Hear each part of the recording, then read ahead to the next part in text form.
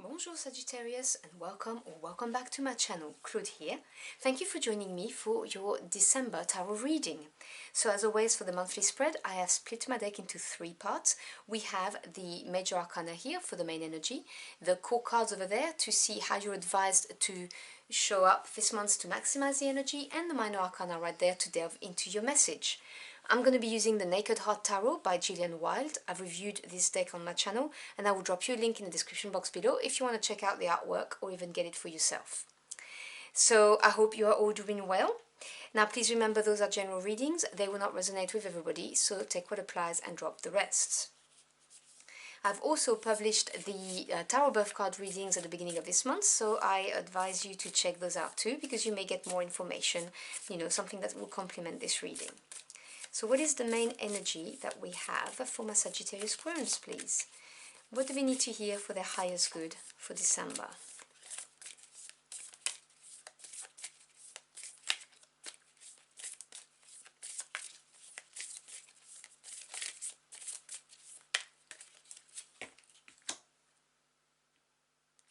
Okay, so your energy for the month is, why is it backwards? Oh yes, my deck is backwards. It's the beautiful Empress, the Earth Mother in this deck. Wonderful. Growth. Okay, I will obviously explain the cards when they're all out. Let's see what core card you are advised to embody.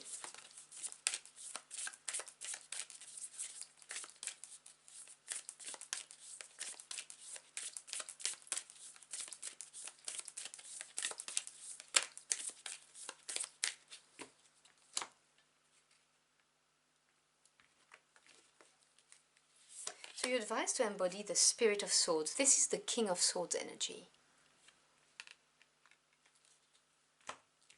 So we're calling upon your level of expertise here. So let's delve into your messages.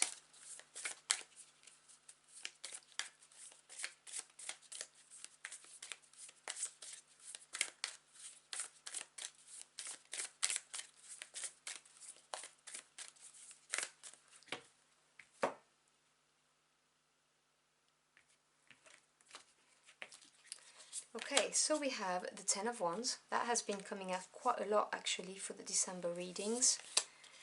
The Four of Cups and the Three of Cups. Okay, hold on, let me move that. Then we have the Two of Cups, the Two of Wands, so two twos, and the Nine of Wands. Bottom of the deck, which is the energy at work that you may not be aware of, is the Five of Wands. Now this card has come out a lot as well this month. Now the Five is an energy of disruption, and by that I mean it disrupts the stability of the number 4. Wands is fire energy, very much your element, passion, desire, spirit. Five of Wands talks about, I'm not going to sugarcoat it, it talks about arguments, discordances, frictions, conflicts, competition if we're talking about work, and also sometimes within relationships, and also it can be internal conflicts. Now you may be aware or not of that because it could be a subconscious energy, but you may be internally conflicted about something, or there may be some competition at work, or maybe you have competition with a relationship you would like to enter into, but we'll see what this is about. And obviously I don't believe that all Sagittarius on the planet are living the same storyline at the same time, so it very much depends on what you're here for. So the main energy is the Empress. This is a beautiful card. I love this card because it's ruled by number 3, which is growth, expansion, evolution. Now the Empress talks about fertility, so anything that you're trying to grow is going to grow when the Empress is around. It's a very fertile, auspicious time for it. So it could be the birth of a project, the birth of a relationship, the birth of a business, the birth of a child, take what resonates. But the idea is that the Empress lacks for nothing. So anything that you try to manifest when the Empress is here is going to grow. The other thing is, the Empress is, somebody who has that confidence because they know that they're going to lack for nothing, so they do take actions. They they trust that the universe has their back because they have no reason not to trust that, right? Because they're the Empress, they have everything they need. They also are very big influencers because, let's be honest, the Empress rules through the Emperor. You know what they say, there's always a very powerful woman behind a powerful man, but no genders attached here. It's the energy, you know, that yin energy of receptivity, which means that you're going to attract things. It's just going to grow. And it's beautiful because, you know, you do have this Ten of Wands here, which we need to talk about in a minute. But you're advised to embody the energy of the King of Swords to maximize this growth energy. So kings are, you know, masters of their suit. They have knowledge and expertise.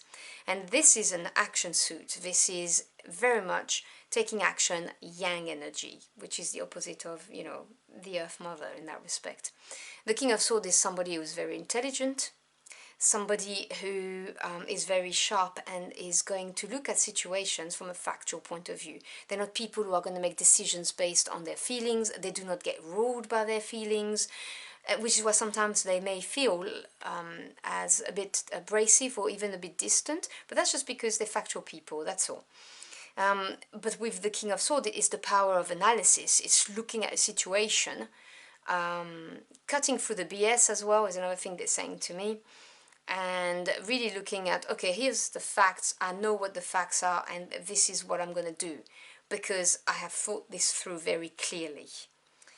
That's you know, what the advice is. And again, I will never presume to tell you how to lead your life. I'm just telling you what your spirit team is telling me, what I'm hearing.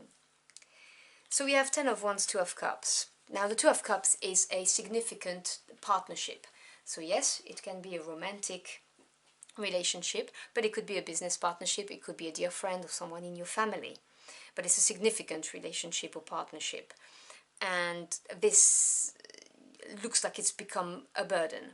The Ten of Wands, 10 is completion, Wands is your energy again, you know, the fire, the passion, and this is talking about you being burnt out, having put so much time, effort, energy, so much of yourself into this partnership that it's become a burden, that you've, you know, attracted cuts and bruises, whether they're physical, you know, I really hope they're not physical, but they could have been if it's an abusive relationship, or whether they're emotional, cuts and bruises, you know, and you just want to drop your burden, and it is time, you know.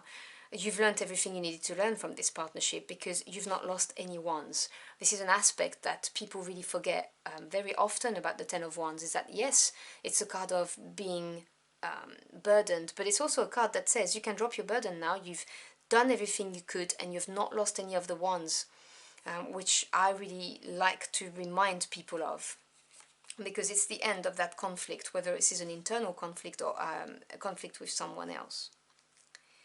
And then you've got the Four of Cups and the Two of Wands. Now, Cups represents water energy, so they're your emotions, your feelings. And the Four, with that number of stability, it talks about a deep introspection. And, you know, it's emotional stability, but it's also looking at things, you know, am I emotionally fulfilled, that kind of thing. Feeling a bit blasé about life, probably due to this burden that you've had, having lost the your thirst for life is what I'm hearing. But you're at a crossroad, you've got this beautiful Two of Wands there. This is looking at a path and having to choose, you know, whether you're going to go left or right, and choosing the path that's going to make you the most ignited, you know, what's going to bring you the most passion in your life. And it's also realizing that you've got the world at the palm of your hand, you know. It's that planning stage where you're like, I could do pretty much anything I want now. And bearing in mind that you've got the Empress here, when I was telling you that, you know, anything that you try to manifest with the Empress around is going to grow. And it's going to grow like by magic. So this is a very important thing to consider. But I do see that, you know, there's a bit of a lackluster, not feeling thirsty for life because you've been burdened, you've burnt out, and this is really planning, realizing that the world's your oyster, and, you know, choosing the right path, the path that's really going to ignite you.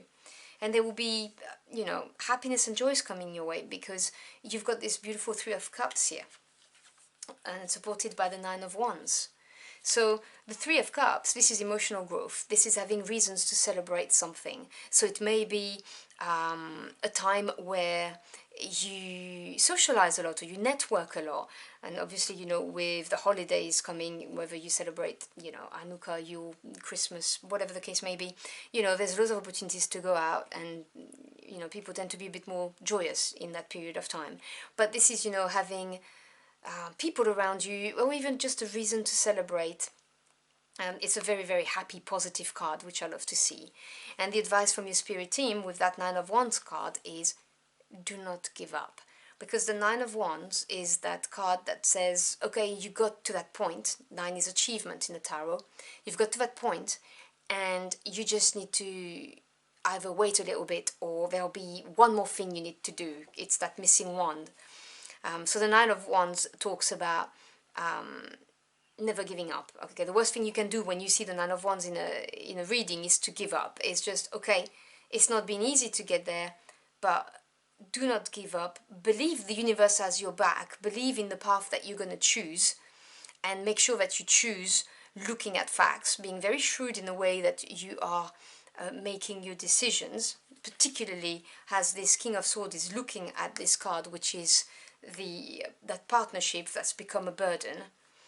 You are in control of your destiny. You can choose the right path, and you need to realize that really the world is your oyster, and there is so much more for you out there than that Four of Cups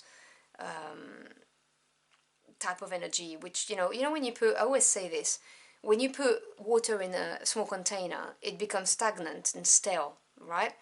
So it's not very, very good. And then this is what this Four of Cups is, and you really need to realize that there's so much more to life and waiting for you, particularly with the Empress energy. And there will be reason to rejoice, and either being happy with your friends, your family, or it could be networking, and then suddenly your career explodes, whatever the case may be. You just have to keep pushing, one more thing to do, and then you'll get there, is what the message is. So I'm going to close your reading with a final message, is what I was trying to say. So can we have a final message for my Sagittarius Querents, please?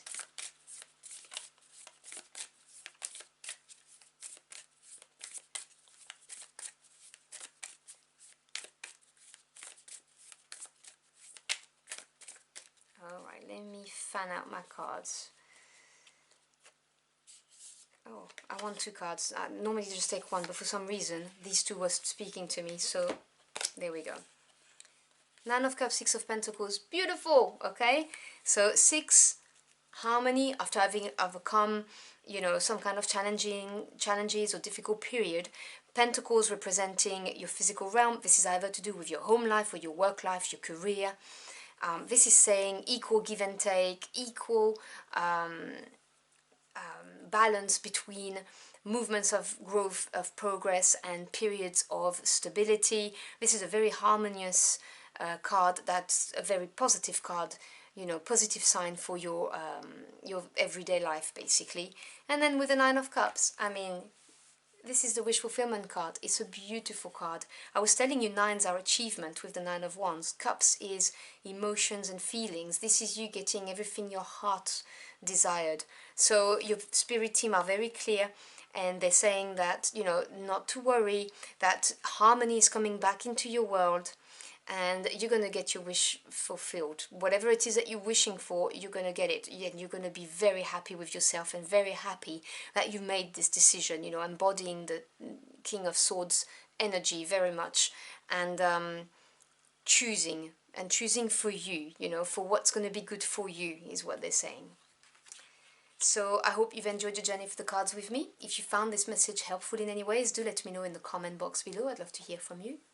As always, thank you for your time. It's your most precious commodity. I feel so humbled you chose to spend it with me. Do not forget to check out your Tarot Birth card readings. It may give you additional information. And I wish you a beautiful December month. Until next time, au revoir.